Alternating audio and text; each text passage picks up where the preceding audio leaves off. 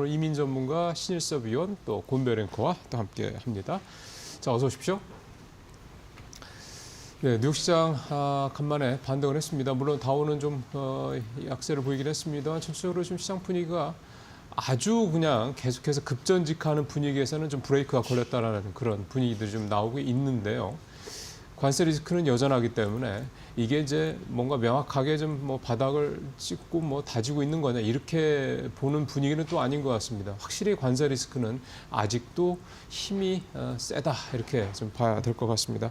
인플레에 대한 부담 부분도 이번 2월 CPI에 과연 트럼프의 관세 리스크를 얼마나 담아내고 있느냐 이 부분에 대한 해석의 여지들이 좀 있다라는 점에서 결국은 3월 CPI 정도는 가야 본격적으로 좀 이 CPI에 대한 인플레에 대한 이 관세 이 상관성 문제가 좀 더 구체화되는 게 아니냐 이렇게 얘기를 좀 해볼 수가 있겠고요.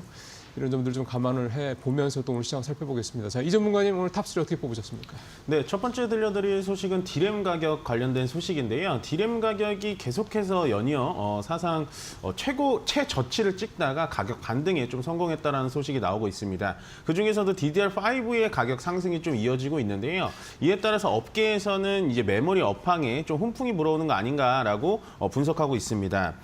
현재 삼성전자와 SK하이닉스의 1분기 실적이 이 이유로 인해서 예상보다 좋아질 것이라는 분석이 나오며 메모리 업황 상황에 따라서 깜짝 영업 이익 실적도 나올 수 있다라고 보여지고요.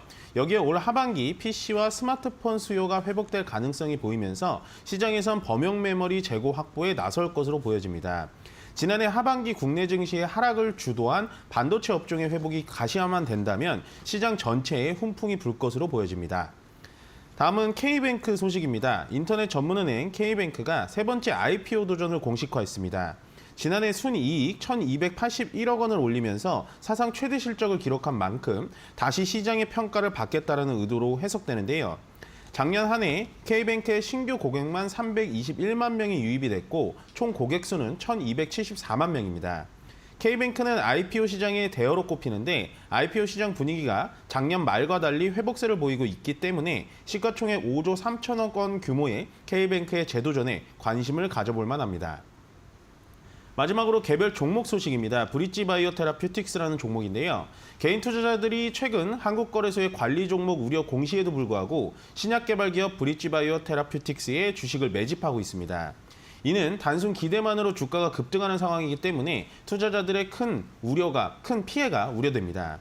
브릿지바이오 테라퓨틱스는 2023년 자본 총계 대비 세전 손실 비율이 약 215%로 법차선 발생 요건에 해당이 됐으며 지난해 3분기에는 법차선 비율이 53%로 올해 만약에 자체적으로 자금 조달이 이뤄지지 않는다면 관리 종목으로 지정될 수 있습니다. 최근 코스피 상장사인 금양이 관리 종목으로 지정되면서 주가가 3거래일 연속 하락한 것처럼 해당 기업 자체의 위험적인 점검은 분명히 필요해 보이는 부분입니다. 네, 알겠습니다. 이미 전문가는 디램 가격 상승으로 반도체 관련 기업들의 긍정적인 전망해 주셨고요. K뱅크의 IPO 재추진, 마지막으로는 개별 바이오 종목에 대해서도 언급을 해주셨습니다. 그렇다면 신 의원님께서는 오늘 짱탑3 어떻게 선정하셨을까요? 네, SMCG가 코스닥 스펙 합병으로 데뷔했다는 소식입니다. 고품질 유리용기 제품 생산부터 후공정까지 토탈 패키지 솔루션을 제공한 기업이고요. 로레알 존슨앤존슨, 그리고 우리나라 기업은 완모레 퍼시픽, 더 파운드즈, 비나우, 참존 화장품 등을 매출처로 갖고 있습니다. 성공적인 데뷔를 했고요. 두 번째로는 고형 뇌수술 로봇 성장 기대감에 급등했다는 소식입니다. 2020년도에 세브란스 병원에 첫 도입된 카이메로, 국내 주요 병원들이 연이어 도입했고요. 뇌전증, 파킨슨병 등 고난도의 뇌질환 수술에 사용됩니다. 최근에 지금 로봇이 지금 갈 때 뇌수술 로봇 고형도 같이 움직인 적이 있었죠. 반도체 장비주이기도 합니다. 2024년까지 수술 누적 사용례는 지금 500건에 누적하는 지금 안정적으로 시장에 적응하고 있는 카이메로를 갖고 있다. 이 성장 기대감에 급등세를 다시 이어갔고요. 세 번째는 빙그레 소식입니다. 빙가 시장과 우유 시장의 점유율 확대로 빙그레의 주가가 견조합니다. 지금 최근에 식품주들이 지금 미국 시장도 그렇고 우리나라 시장에서도 상대적으로 방어적인 능력 때문에 탄탄한 모습을 보이고 있긴 합니다. 국내 빙가 시장 점유율 경쟁에서 2022년도에 롯데 웰푸드를 추월하고 1위를 기록한 뒤에 빙그레는 지금까지 계속 1위를 기록을 하고 있고요. 우유도 마찬가지입니다. 2021년도에 남양유업을 제친 뒤에 1위 자리를 지금까지 굳건히 지키고 있습니다. 그래서 빙가와 우유, 물론 지금 뭐 삼양식품이 지금 굉장히 승승장구하는 것처럼 뭐 100만 원을 투자한 사람이 8억 원이 됐다. 뭐 이게 의미 없을 수도 있지만 그런 기사가 나올 정도로 엄청난 상승을 보였습니다만 이제는 빙가나 우유 같은 아이템으로도 K푸드의 상세가 전이되지 않을까 하는 기대감도 있는 것 같고요.